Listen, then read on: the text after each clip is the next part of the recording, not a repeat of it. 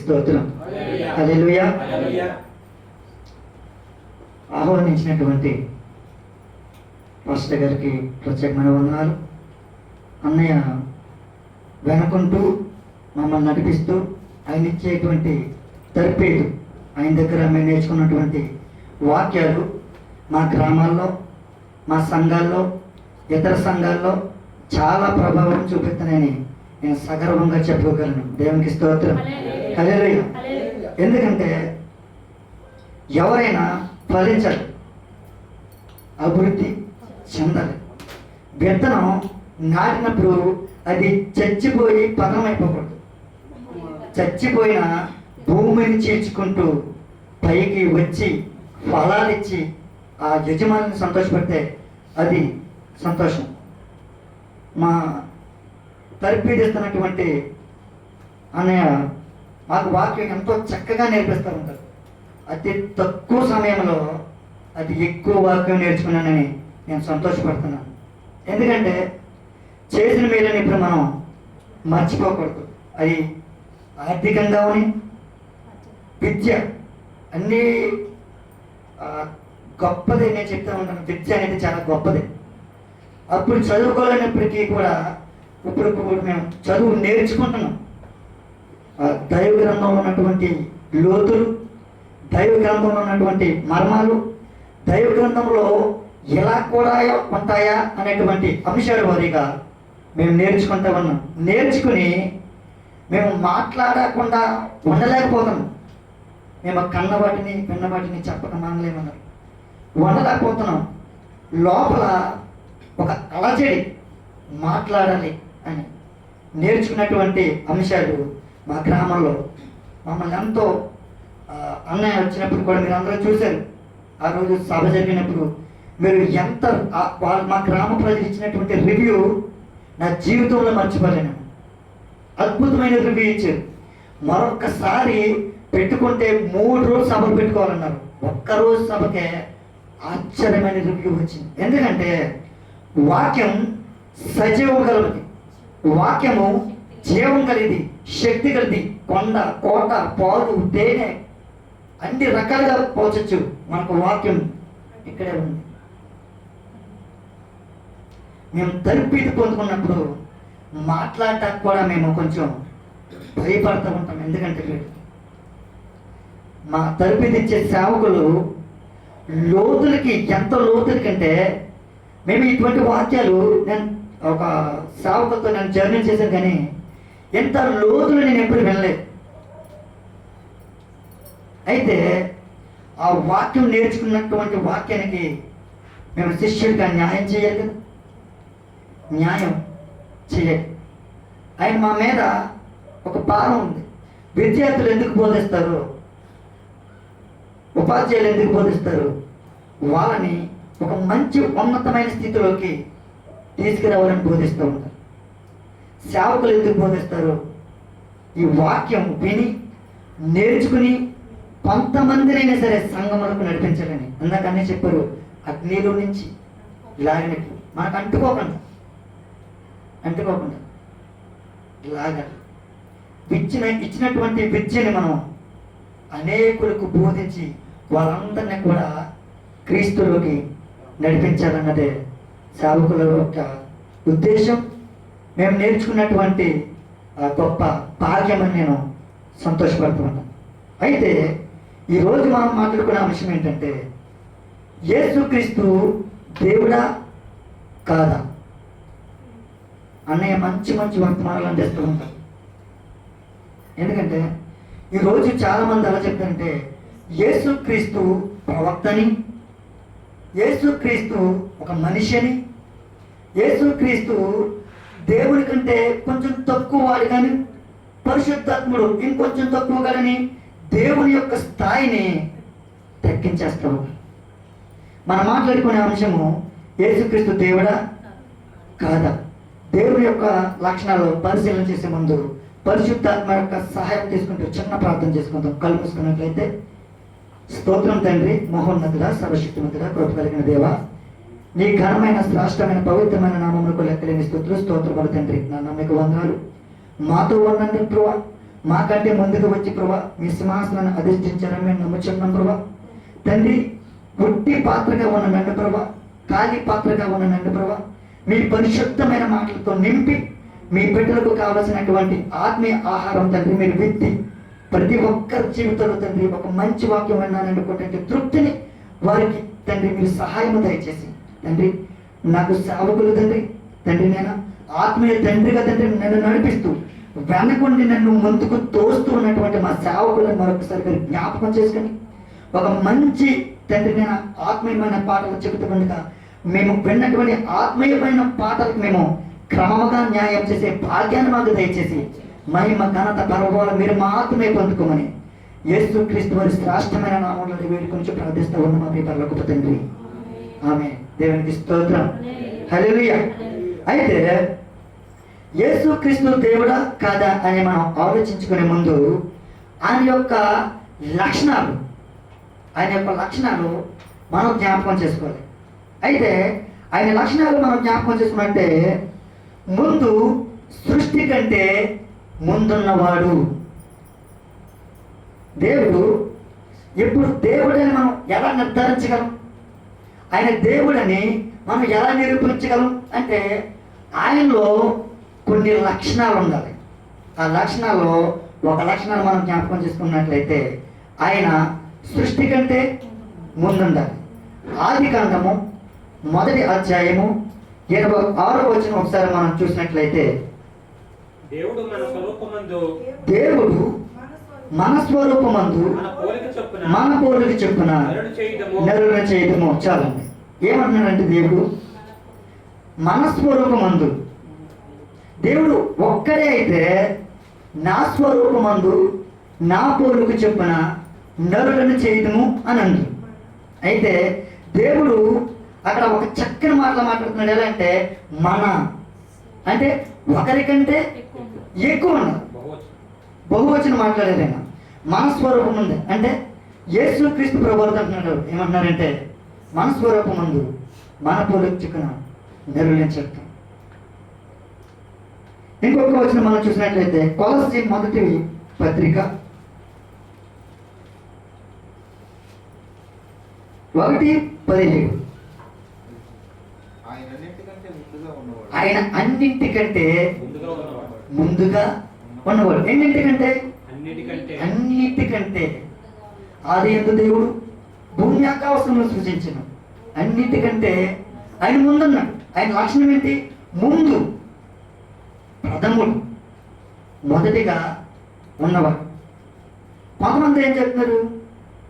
2000 సంవత్సరాల క్రితం వచ్చానని వాక్యం తెలియకుండా, బైబిల్లో ఉన్నటువంటి మర్మం తెలియకుండా, లేఖనాలు నాకు తెలుసాలో బైబిల్ సరిగ్గా చదువు కూడా ఉండరేమో అని నేను అనుకుంటాను.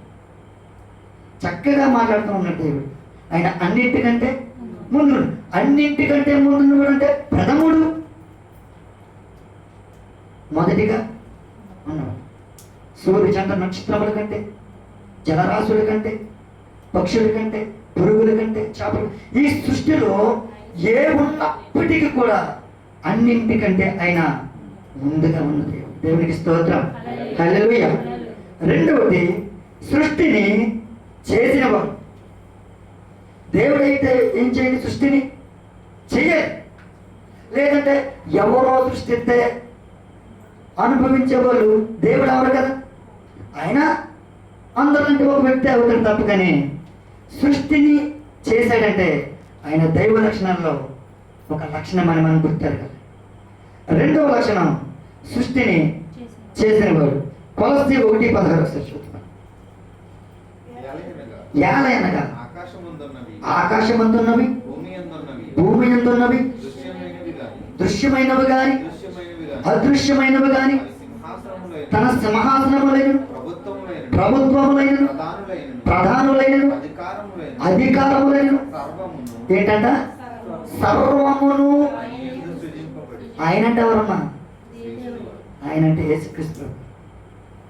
కొంతమంది మనం సాయంత్రం అట్లా తలుపు తడుతూ ఉంటాం. భార్యలు మీటింగ్లకి లేట్కి వచ్చినప్పుడు ఎవరు అంటే నేనే అంటామా మనం? లేదంటే నా పేరు నేను దానియేలుని వచ్చాను అంటున్నా. నేనే. ఎందుకంటాం అన్నమాట? ఆయన అంటే ఎవరు? ఆయన యేసుక్రీస్తు ప్రభువు. ఆయన సర్వమును ఆయన ద్వారా ఆయన బట్టి సృజించబడి దేవుని లక్షణాలు 2 లక్షణం. ఆయన సర్వం సృష్టించాడు.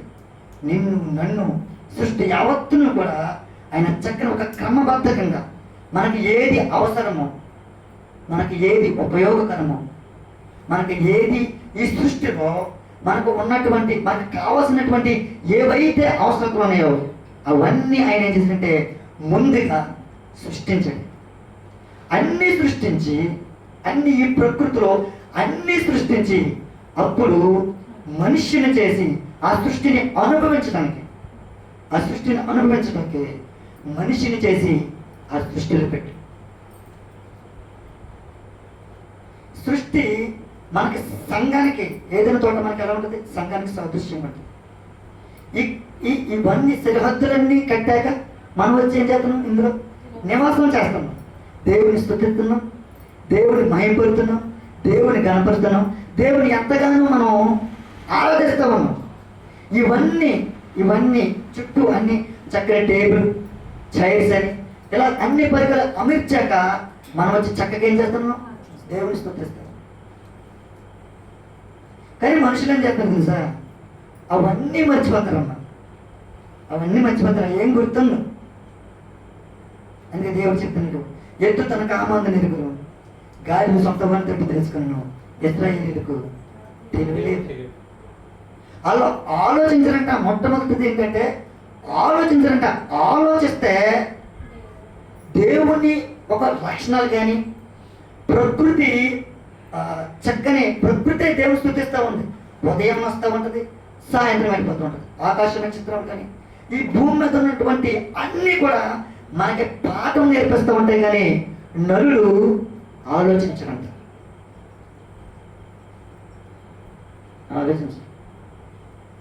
అది ఎరగడం. ఆలోచిస్తే తెలుస్తుంది. ప్రశ్న ఉండాలి. ప్రశ్న అంటే మనకు సమాధానం ఖచ్చితంగా దొరుకుతుంది. ప్రశ్నే రానప్పుడు సమాధానం ఎక్కడితే? ప్రశ్న రావాలి కదా మన జీవితానికి.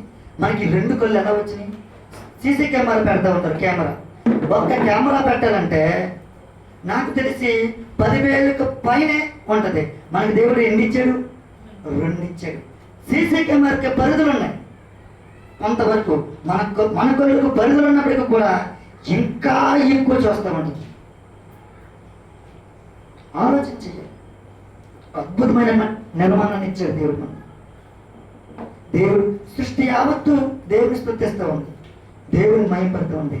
కానీ మత చాందస్తవాదులు కానీ చాలా మంది కూడా ఏమంటారంటే యేసుక్రీస్తు దేవుడు ఏంటయ్యా 2000 సంవత్సరాల క్రితం వస్తాను.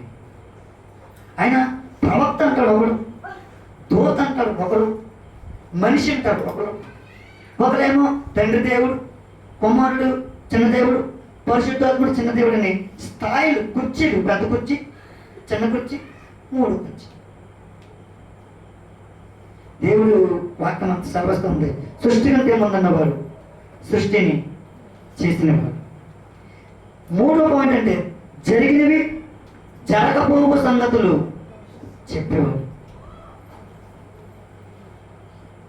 3వ పాయింట్ జరిగినవి జరగబోవు సంగతులు కూడా అని చెప్తాడు. దేవుడికి ఉన్నటువంటి లక్షణం అది. మనుషులైతే చెప్తారు. చేద్దాం ఒకసారి చూద్దాం. మత్తయి సువార్త 17వ అధ్యాయం 24వ వచనం.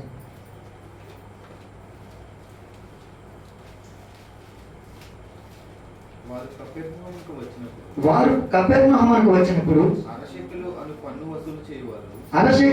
వసూలు చేయవారు పేతురు నద్దకు వచ్చి, మీ బోధకుడు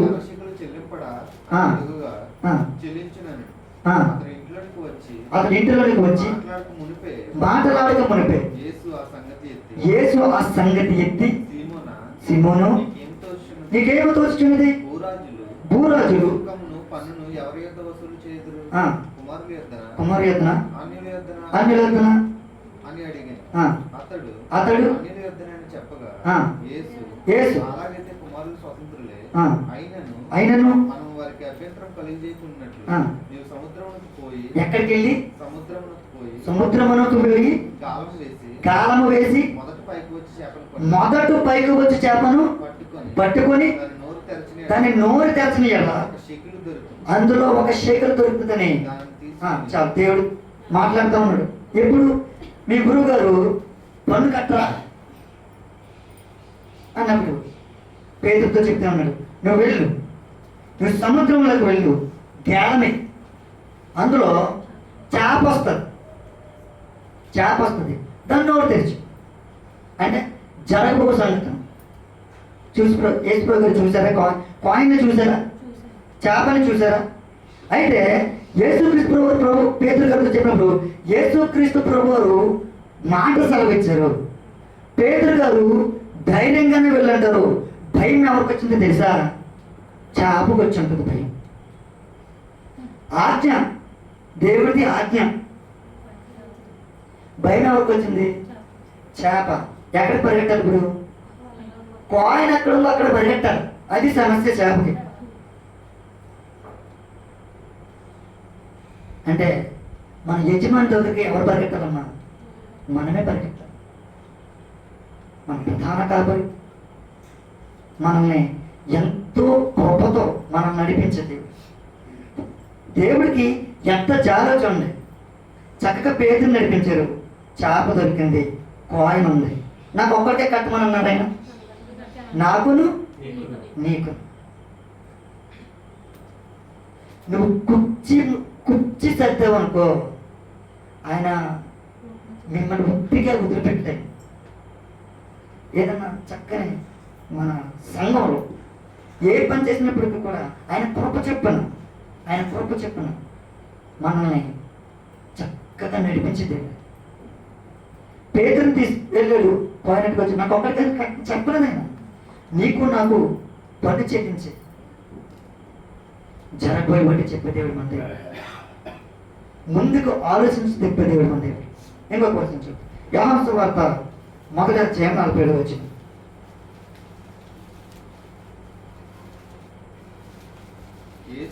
యేసు నతనయేలు తన యొద్దకు వచ్చి చూచి, ఇదిగో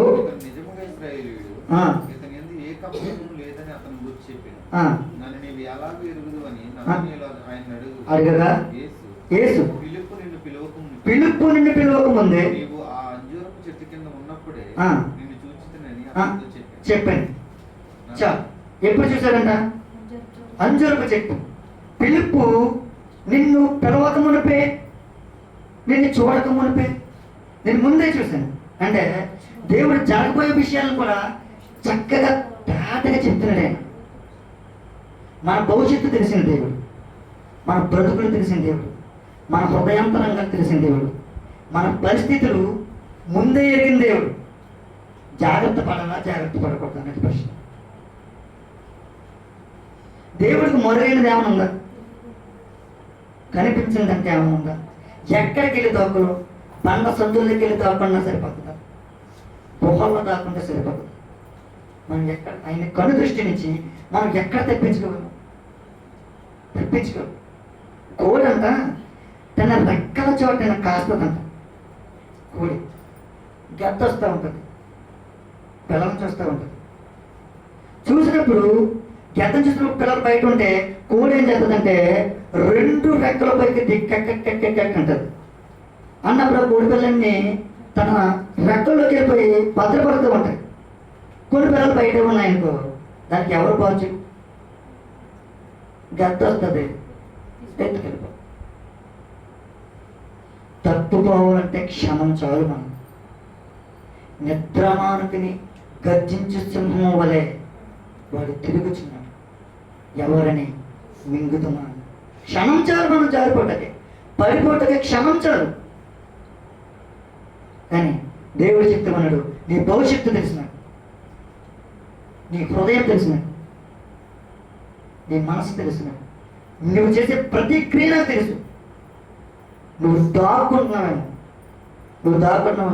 నిన్ను ఈ సరిహద్దులు నిన్ను చూడలేకపోకుండా చేయొచ్చు, కానీ నా కను దృష్టి నుంచి నువ్వు తప్పించుకునే అవకాశము లేదు.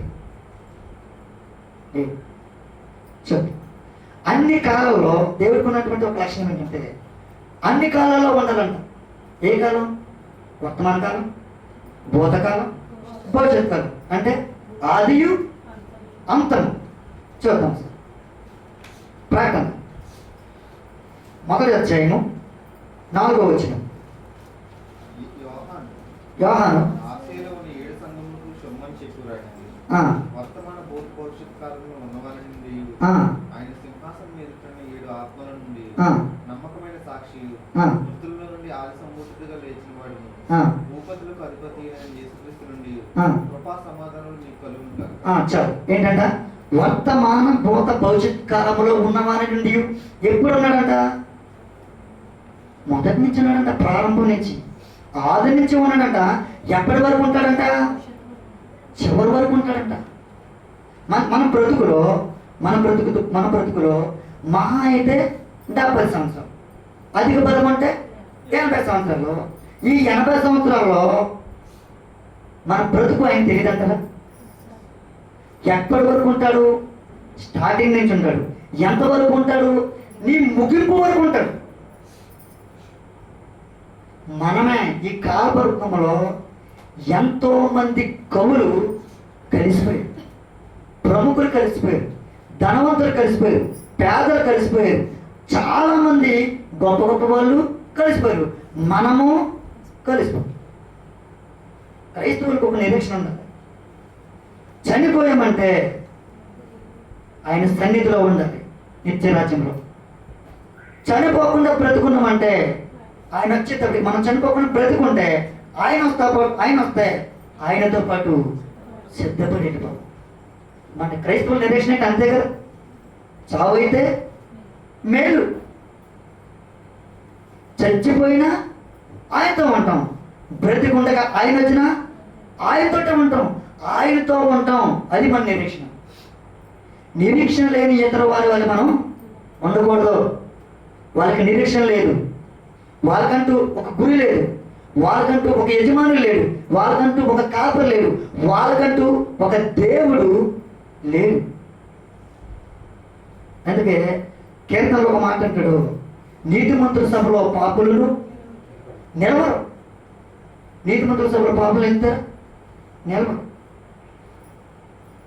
వాళ్ళని బలవంతంగా నాటికి వచ్చినా ఉండరు. ఇందాక అన్నీ చెప్పారు. ప్రసాదం బలవంతంగా తింటే మారిపోతారా? మారిపోరు. మార్పు అంటే ఏంటి? యేసుక్రీస్తు ప్రభువాన్ని సొంత రక్షకుడిగా అంగీకరించడమే మార్పు. ధనమిస్తానని, ఆస్తి ఇస్తానని, ఏదో కొన్ని లోకాసులు చూపించి మారిపోయేదా మార్పు అంటే?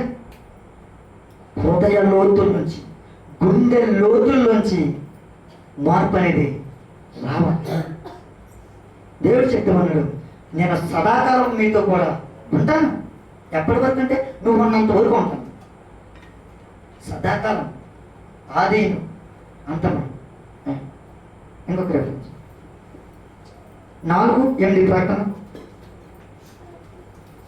4 అధ్యాయం 8వ వచనం. ఈ 4 జీవులలో ప్రతి జీవికి ఆదేశ రెక్కలుండెను. అవి చుట్టూరు రెక్కల లోపటను కనులు నిండినవి. అవి భూత వర్తమాన భవిష్యత్ కాలంలో ఉండు సర్వాధికారి ప్రభువు పరిశుద్ధుడు పరిశుద్ధుడు పరిశుద్ధుడు. చాలు చాలు. ఏంటంట? వర్తమాన భవిష్యత్ కాలంలో ఉన్నవానికి ఏమన్నారంట? ఎవరందరూ? వాళ్ళందరూ దోతలు. పరిశుద్ధుడు పరిశుద్ధుడు నొక్కి చెప్తా ఉన్నారు, పరిశుద్ధుడు పరిశుద్ధుడు పరిశుద్ధుడు అని. కానీ మనమేమో తేలిగ్గా తీసేసుకుంటున్నాం. యేసుక్రీస్తు ప్రవృత్తి ఆ స్థితిని, ఆయన లక్షణాలను మనం తేలిగ్గా తీసేసుకుంటున్నాం. మనం తేలిగ్గా తీసుకోకూడదు. ఆయన దైవత్వం ఆయన దేవుడైన మొదటి నుంచి ఉన్నాడు, చివరి వరకు ఉంటాడు. సదాకాలము మనతో ఉంటాడని ఆయన మాట ఇచ్చాడు, ఆయన భరోసా ఇచ్చాడు, వాగ్దానం చేసిన దేవుడు, నమ్మదగినవాడు. ఆయన మాట సత్యం, ఆయన మాట జీవం. ఆయన మాటలోనే ఒక గొప్ప ఉద్దేశం ఉంటుంది. ఆయన మాట చెప్పాడంటే అది సత్యం. అందుకే చెప్పాడు, నేనే సత్యము, నేనే జీవము, నేనే మార్గం. ఆయన మాట ఇచ్చాడంటే నెరవేర్చే దేవుడే. మనం నిరీక్షణ లేకుండా ఎదురు ఉండకూడదు. ఒక మంచి లక్షణాలు కలిగి ఉన్నటువంటి దేవుడు యేసుక్రీస్తు దేవుడు కదని వాళ్ళు ఎవరో చెప్తామేంటండి, వాళ్ళు ఎవరో చెప్తామండి. మనకు వాక్యం తెలుసు, మనకు వాక్యం తెలుసు. అన్నయ్య కంటే బాగా మీకెంతకంటే మంచి వర్తమానంలో మీరు వినరేమో అనిపిస్తుంది. టాపిక్లు ఎటువంటి టాపిక్లు మాట్లాడుతున్నారు సార్. ఇంకొక పుస్తకం అక్కడే ఉంది చూడండి, మీకు చూపిస్తున్నాను. అన్ని నేను 25 పాఠాలు రాశాను అందులో. అన్నీ చెప్పినాయి. ఎక్కడ మాట్లాడకూడదని నేను మాట్లాడలేదు తప్ప, కానీ చాలా 25 పాఠాలు రాశాను అన్నీ చెప్పి. అంతలా ప్రభావితం చేస్తున్నాయి. మీరు చిన్న చిన్న శిశువుని పోలివారే కాదు. మీకు వాక్యం చెప్పాలంటే నాకో భయం. వాక్యం తెలుసున్నవారు, వాక్యాన్ని ఎత్తి చూపించేవారు, సత్యం తెలుసున్నవారు, సత్య సంబంధులు, సత్య సంబంధమైన సంఘంలో మీరు ఒక మంచి పాత్ర పోషిస్తున్నటువంటి విశ్వాసులు, సత్య సంబంధమైన సేవకులు, అద్భుతమైన మెసేజ్ ఇచ్చేటువంటి గొప్ప తలాంత కలిగినటువంటి గొప్ప దైవజనులు కలిగి ఉన్నారు మీరు. మా సంఘ బిడ్డలు అంటారు కొన్న పెద్దలు, దగ్గర తల్లిగారు లాంటి వయసులు, ఇంకోసారి తీసుకురావయ్యా పాస్టర్ గారిని అని. నేను తీసుకెళ్ళాలంటే కనీసం ఒక 50 మంది ఉంటే బాగుంటుందేమోనండి. 10 మంది దగ్గరికి నేను తీసుకెళ్ళాలంటే నాకు భయం, తీసుకెళ్ళలేదు. ఆయన వస్తానని కానీ మా సంఘంలో 10 మంది 15 మంది ఒక 20 మంది లోపల ఉన్నారు. అది ఇంటి పైన ప్రాకారాలు ఉండవు, గాలి చలి వాతావరణం అనుకూలించదు. అటువంటి పరిస్థితుల్లోకి అన్నిటిని తీసుకెళ్ళి అన్నయ్యను బాధ పెట్టాలేమో నా భయం. అందుకని ఒకసారి తీసుకురాని పెద్ద పెడుతున్నారు, ఇంకోసారి పెడతాను, 3 రోజులు పెడతామని. ఎందుకంటే దేవుని వాక్యము 2 అంచుల ఖడ్గం లాంటిది. అది ఇతరులను ఏం చేస్తారు తెలుసా, నరికేస్తూ ఉంటారు. వాళ్ళు ఎందుకు మాట్లాడుతారు తెలుసా, వాళ్ళు విన్నటువంటి వాక్యం అంత ప్రభావితం చూపించింది. అయితే మనం మాట్లాడుకునే మాట ఏంటంటే, యేసుక్రీస్తు ప్రభువు దేవుడా కాదా?